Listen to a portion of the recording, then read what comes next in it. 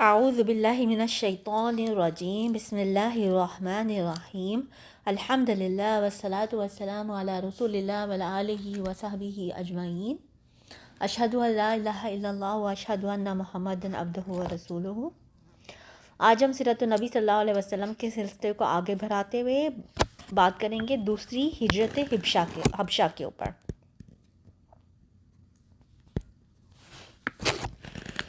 پہلی ہجرت حبشہ کے بعد جو لوگ واپس آ گئے تھے یہ سن کے، جو جیسے کہ ہم نے پچھلے لیسن میں پڑھا تھا کہ کچھ لوگ کو یہ غلطی لگی کہ شاید مشرکین مکہ نے اسلام قبول کر لیا ہے تو وہ واپس آ گئے تھے، تو اس کے بعد مہاجرین پر خصوصاً اور مسلمانوں پر عموماً قریش کا ظلم و تشدد اور بڑھ گیا، اور ان کے خاندان والوں نے انہیں خوب ستایا کیونکہ قریش کو ان کے ساتھ نجاشی کے حسن سلوک کی جو خبر ملی تھی اس پر وہ نہایت یہ کہہ سکتے ہیں کہ وہ اس کو بات کو پسند نہیں کیا تھا، انہوں نے ان پہ کافی ناگوار گزری تھی۔ تو رسول اللہ صلی اللہ علیہ وسلم نے صحابہ کرام رضی اللہ عنہم کو پھر سے ہجرت حبشہ کا مشورہ دیا، لیکن اس ہجرت میں مشکلات زیادہ ہوئیں کیونکہ اب کی بار قریش جو ہے وہ چکنا تھے اور وہ چاہتے تھے کہ اس طرح کی کوشش کو ناکام بنا دیں۔ مسلمان بہرحال ان سے زیادہ مستعد ثابت ہوئے اور اللہ نے ان کے لیے سفر آسان کر دیا، اور قریش کی گرفت میں آنے سے پہلے ہی وہ وہاں پہنچ گئے۔ اس دفعہ تقریباً 82 یا 83 مردوں نے ہجرت کی اور 18 یا 19 عورتوں نے۔ اب مشرکین کو اس بارے میں سخت قلق ہوا کہ مسلمان اپنی جان اور اپنا دین بچا کر ایک پرامن جگہ پہ بھاگ گئے ہیں، تو انہوں نے 2 لوگوں کو ان کے پیچھے بھیجا۔ ایک تھا عمرو بن عاص اور دوسرا تھا عبداللہ بن ربی، اور یہ لوگ ابھی مسلمان نہیں ہوئے تھے۔ ان کو بہت سارے تحفے تحائف دے کے بھیجے کہ نجاشی کے دربار میں اس کو پیش کریں اور اس کو ہدیہ دیں۔ پہلے انہوں نے حبشہ پہنچ کر تحائف پیش کیے، پھر انہیں اپنے دلائل سے آگاہ کیا جن کی بنیاد پر وہ مسلمانوں کو حبش سے نکلوانا چاہتے تھے، اور یہ انہوں نے کام کیا تھا بطریقوں کے ساتھ، یہ ابھی بطریقوں تک پہنچے تھے۔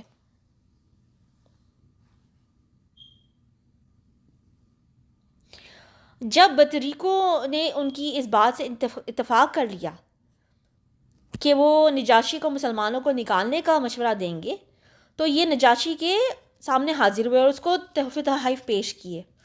اور عرض کیا، اور انہوں نے اس طرح سے کہا: اے بادشاہ، آپ کے ملک میں ہمارے کچھ ناسمجھ نوجوان بھاگ آئے ہیں، انہوں نے اپنی قوم کا دین چھوڑ دیا ہے لیکن آپ کے دین میں بھی داخل نہیں ہوئے، بلکہ ایک نیا دین ایجاد کیا ہے جسے نہ ہم جانتے ہیں نہ آپ۔ ہمیں آپ کی خدمت میں انہی کی بابت ان کے والدین، چچاؤں اور کنبے قبیلے کے انبائی دین نے بھیجا ہے۔ مقصد یہ ہے کہ آپ انہیں ان کے پاس واپس بھیج دیں کیونکہ وہ لوگ ان پر کڑی نگاہ رکھتے ہیں اور ان کی خامی اور عتاب کے اسباب کو بہتر طور پر سمجھتے ہیں۔ جب انہوں نے اپنی بات کر لی تو بطریقے جو تھے ان کے بطریقوں نے کہا: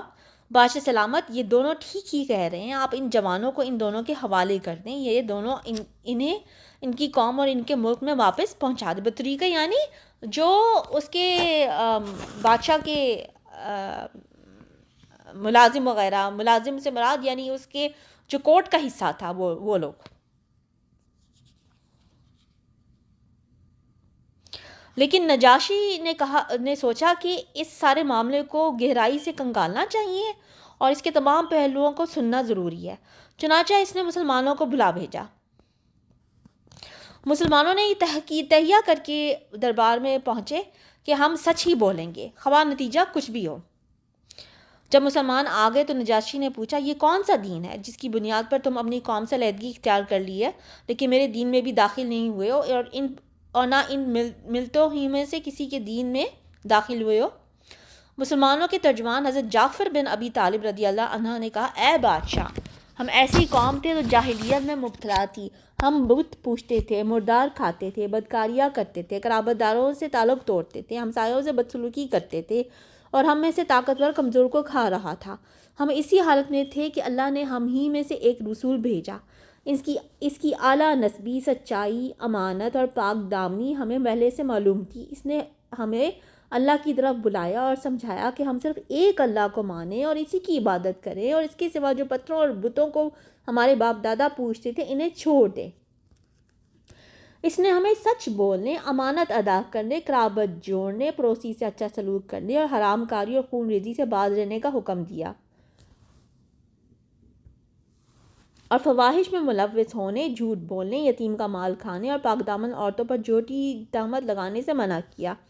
اس نے ہمیں یہ بھی حکم دیا کہ ہم صرف اللہ کی عبادت کریں، اس کے ساتھ کسی کو شریک نہ کریں۔ اس نے ہمیں نماز، روزہ اور زکوٰۃ کا حکم دیا۔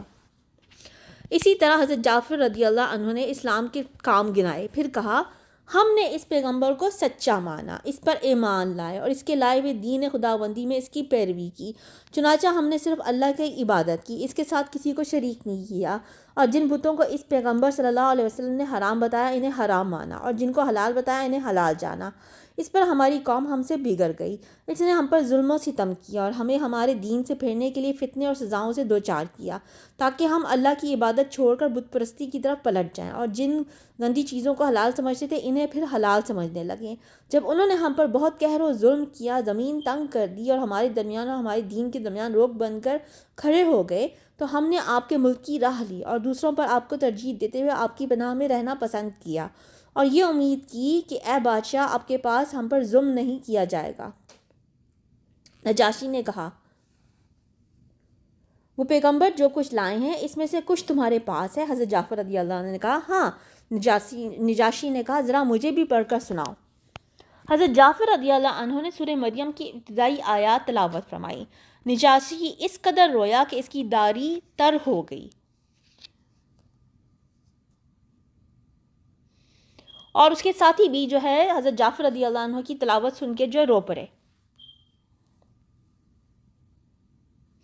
اور نجاشی کہنے لگا کہ یہ وہ کلام ہے جو حضرت عیسیٰ علیہ السلام لے کر آئے تھے، دونوں ایک ہی شمعدان سے نکلے ہوئے ہیں۔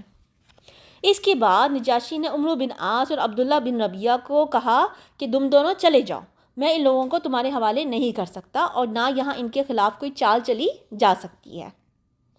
اس حکم پر وہ دونوں وہاں سے نکل گئے، لیکن ان دونوں نے آپس میں بات کی کہ کل ان کے متعلق ایسی بات لاؤں گا کہ ان کی ہریالی کی جڑ کاٹ کر رکھ دوں گا۔ لیکن عبداللہ بن ربیعہ نے اس کی بات سے اختلاف کیا اور کہنے لگا ایسا نہ کرنا، کیونکہ بہرحال یہ لوگ ہمارے کنبے قبیلے کے لوگ ہیں۔ مگر عمرو بن عاص اپنی رائے پر اڑا رہا۔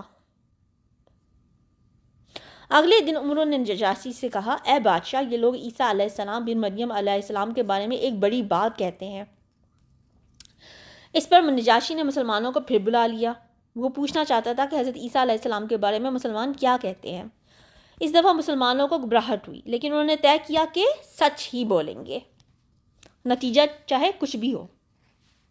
چنانچہ وہ اس کے دربار میں حاضر ہوئے اور اس نے سوال کیا تو حضرت جعفر رضی اللہ عنہ نے فرمایا ہم عیسیٰ علیہ السلام کے بارے میں وہی بات کہتے ہیں جو ہمارے نبی صلی اللہ علیہ وسلم لے کر آئے ہیں، یعنی حضرت عیسیٰ علیہ السلام اللہ کے بندے، اس کے رسول، اس کی روح اور اس کا وہ کلمہ ہے جسے اللہ نے کنواری پاک دامن حضرت مریم علیہ السلام کی طرف القاء کیا تھا۔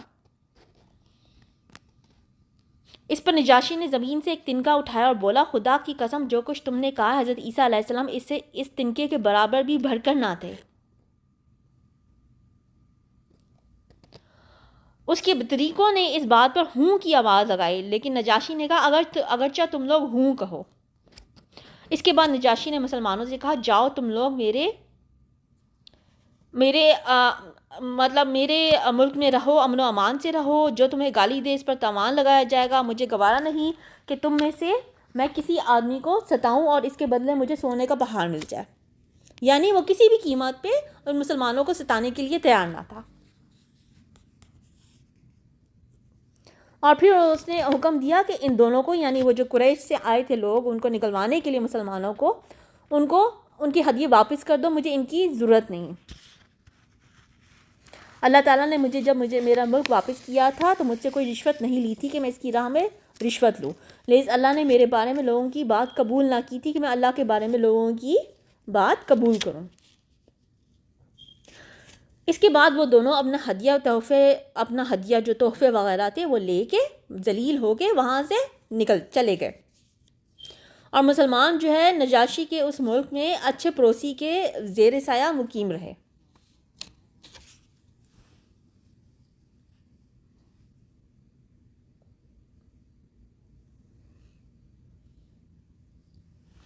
بہرحال مشرکین کی چال ناکام ہو گئی، اور ان کی سمجھ میں آ گیا کہ وہ اپنی دشمنی جو ہے وہ اپنے دائرہ اختیار ہی میں آسودہ رہ سکتے اپنی دشمنی کے ساتھ، یعنی جو مکہ تھا، جو ان کا دائرہ اختیار تھا، جہاں پہ ان کا اختیار چلتا تھا، وہیں پہ ان کی دشمنی جو ہے وہ پروان چڑھ سکتی تھی، دوسروں کے علاقوں میں نہیں۔ اور اس کے نتیجے میں انہوں نے ایک خوفناک بات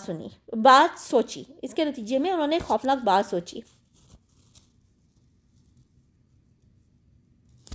اور انہوں نے سوچا کہ اس مصیبت کو، جس کو وہ مصیبت سمجھتے تھے اسلام کو، تو انہوں نے سوچا کہ اس مصیبت سے جان چھڑانے کا ایک ہی طریقہ، دو راستے ہیں،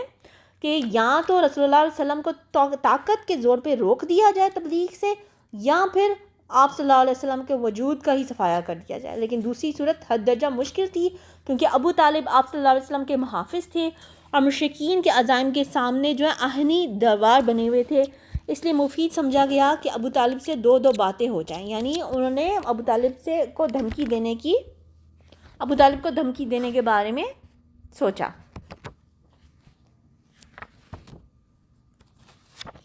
اب اس سے آگے ہم اگلی دفعہ اسٹڈی کریں گے، لیکن اس سارے واقعے سے ہم نے کیا جانا؟ ہم نے سچ کی اہمیت کو پہچانا ہے۔